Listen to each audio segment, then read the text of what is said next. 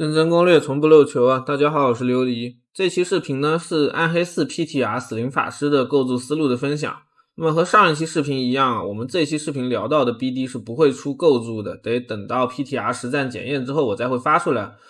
作为琉璃 PTR 主要体验的职业呢，这几天我除了摸鱼打模拟宇宙之外，就是在当前版本进行一些机制的测试，还有玩法的预构筑。那考虑到各位朋友很可能在之前的版本没有去过多的尝试死灵的召唤玩法，所以这一期视频我会分为血勇跟骨灵的加强说明，召唤死灵的困境和他们受到的加强，以及呢两套具体的召唤玩法的思路分享。那么先来说一说血勇跟骨灵的加强，不出意外的话呢，这两个体系的强度会比我们下面提到的纯招要出色一些。血勇的加强主要来自于新的暗金手套，这个手套的传奇特效分3段，第一段的效果可以让血勇引爆范围内的尸体造成迷你星星，第二段的效果和血勇技能本身的描述很类似，就是每个被初始吸血命中的敌人可以增加血勇 10% 的伤害，最高 50%。第三段的效果是每个被消耗的尸体都可以增加血勇 20% 的伤害。这一个手套具体的增伤逻辑还是需要测试的，如果按照最理想的方式来计算，也就是迷你星星也被当成星星看，而且呢两段增伤都是独立运作的话，那血勇会有一个非常离谱的强度提升。这种一个暗金堆积多个字段来同时达成功能性和伤害强化的方式，就是原本负责暗黑3的经典游戏组的手法。典型的例子就是暗黑3死灵的墓葬稿。看来暗黑3没有 PTR 的原因找到了。那对于血勇来说呢， PTR 的强化除了这个暗金手套之外就是武器的词缀了。之前官方给出的演示视频里，双手弓自带了一条最高 30% 的减耗，这意味着武器位置也能出减耗了，配合新增的减耗药水，让血勇可以更加轻松的戴上放逐项链。而血勇本身还是可以高效回血的，它也能带警戒之墙来无限白骨风暴，健康的血量就能让它带上赛季的新衣服泰瑞尔之力了。如果后者的火炮输出很高的话，那对血勇来说也是一个很大的提升。骨灵呢，则是由于被改成核心技能，现在可以享受到放逐领主的压制效果了。而压制这一个体系目前本身是没有挨太多刀的，相当于是骨灵的玩法现在还是可以白嫖到压制的几千的 A 类增伤以及项链的增益效果。不过这个玩法最大的问题还是会空炮啊，以及你需要把冷却拉满才能无限制的丢骨灵就是了。然后是死灵目前的召唤体系，这一次版本更新呢，算是解决了召唤的一部分问题，但是也只是让召唤类打法从玩起来体验很一般般甚至比较差，变成了稍有强度的玩法。那考虑到看视频的朋友之前是没咋体验过召唤死灵的，所以我会先说一下召唤死灵目前的问题还有加强的情况，然后再分享 PTR 构筑的思路这会导致这期视频的长度比较长，数据可能会比其他视频要差一些，希望各位朋友可以投个硬币支持一下，没有的话呢点个免费的赞就好了。暗黑4的召唤死灵目前最大的问题有2个，一是召唤物本身羸弱的输出系数。我们都知道暗黑4里所有的玩法基础的伤害都是按照武器百分比来计算的，比如说死灵的骨毛点到5级，它的基础伤害就是120的武器伤害，而死灵目前的召唤物们输出都低的可怜，像傀儡它的单次输出系数是 77%， 骷髅法师呢在 35% 到 40% 之间，而骷髅战士它的普通形态输出就更低了，大约在 20% 武器伤害左右。这个基础上他们继承角色的基础属性也只有 30%， 其中最难受的就是暴击率了。如果你在之前的版本要走纯召唤输出的话，你会发现召唤物们甚至连 50% 暴击几率这一个难民线都很难达到。PTR 期间呢，这个继承岁数被改成了 100%， 配合被动的改动，意味着召唤死灵现在可以搞出高暴击甚至是满爆的召唤物了。但是由于暴雪并没有说明它要改技能系数，所以走召唤物本身的输出可能还是会远远低于荆棘伤害，因为光是靠剃刀甲、被动和宝石我们就能获得数万的荆棘了，而武器的点伤不仅只有几千，还要再吃一次召唤物们的缩放。那第二个问题就是召唤物分类增伤带来的影响。虽然我们在开荒阶段可以很轻松的通过9点技能点来全方面的强化3种召唤物，但召唤物们本身是没有对应的技能等级的，这就导致我们没法得到这个词缀的强化，而强化召唤物伤害的词缀本身也很少。这就意味着除了威能之外，我们从装备上可以给召唤物找的增伤是非常非常有限的当然作为补偿，召唤物相关的威能给的数值都会比较高。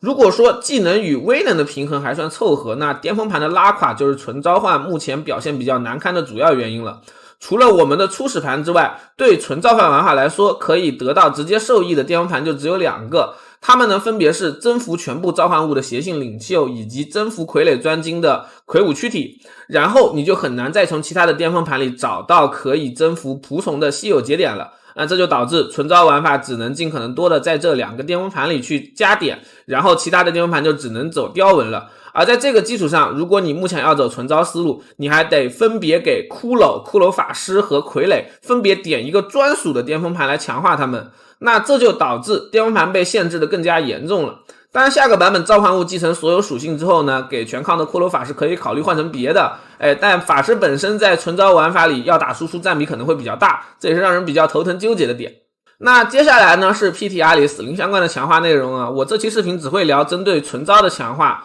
那首先是继承属性变成 100%， 这个改动对召唤物们影响较大的属性是暴击几率啊、攻速啊、荆棘和护甲抗性。护甲抗性如果继承系数也是 100%， 那随从的硬度就会更加出色了。另外3个都是攻击类的直接加强，相当于是你现在可以在装备上为随从们找到除了荆棘之外的强化词缀了。然后就是技能跟王者之书的重做，暴击被动的改版对开荒的影响会很大，后期成型的话得看白骨法师的变化。卡兰法令呢，现在终于有了专键被动的样子，配合加强之后的骷髅数量威能，骷髅加傀儡可以提供 36% 的攻速了。骷髅战士的 AI 强化得进 PTR 实测，而与它相关的王者之书里最强的改动就是夺魂者刷死灵技能冷却，以及守卫者骷髅获得 99% 减伤2个了。前者呢可以让死灵技能循环更舒服，后者可以作为攻坚的情况来使用。而骷髅法师的强化要集中看2个，一个是暗影法师使得角色增伤，这个对我们之后提到的孟德恩打法都是很大的提升。第二个就是白骨法师概率释放骨毛了，我推测法师们射出去的骨毛应该不会享受大部分传奇还有威能的增幅，但是呢会享受到召唤物相关的增伤。举个例子，就是他可能不吃骨化精魂，而是享受控制威能的独立增伤。那这样一来，我们纯招体系里就可以用白骨法师作为另外一个输出核心了。要是他不享受召唤物增幅，而是享受骨系的加强，那你就直接带一个安魂威能玩召唤骨毛得了。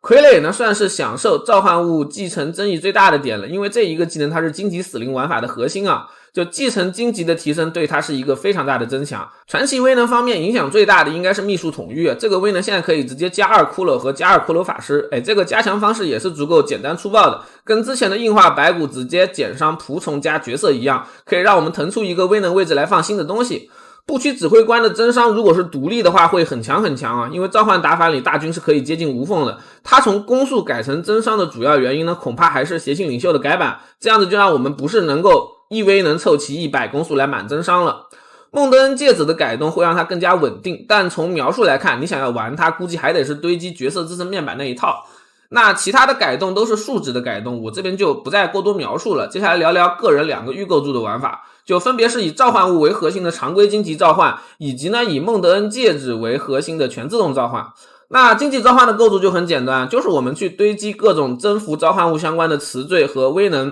然后再利用剃高甲来获得高额的荆棘继承给召唤物，然后我们再利用召唤物的高额独立增伤来进行荆棘反伤。由于我们堆积的大部分都是召唤物的纯粹增伤，所以这一套玩法它是暴击和荆棘的混合输出。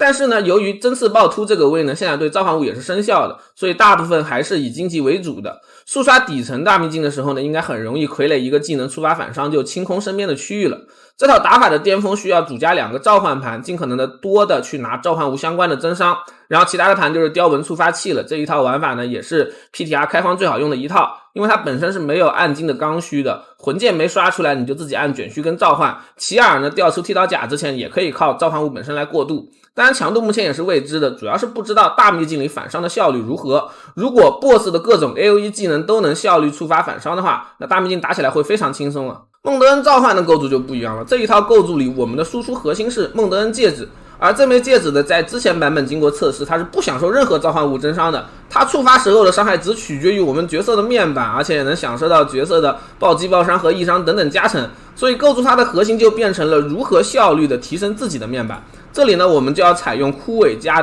凋零被动了，来最大化我们角色的面板攻强。装备词缀跟巅峰方面也要尽可能多的来强化自身，也能带上血雾相关的威能来无限血雾钻地板保命了。但是在推图方面呢，肯定是比荆棘召唤要舒服的，就是不知道打 BOSS 的效率会如何。那这两套玩法的威能选择还有整体的思路就是这些啊，等 PTR 开了琉璃实战之后才会优化出来发给各位参考。那么以上就是这一期视频的全部内容了，我是琉璃啊，让我们 PTR 再见吧。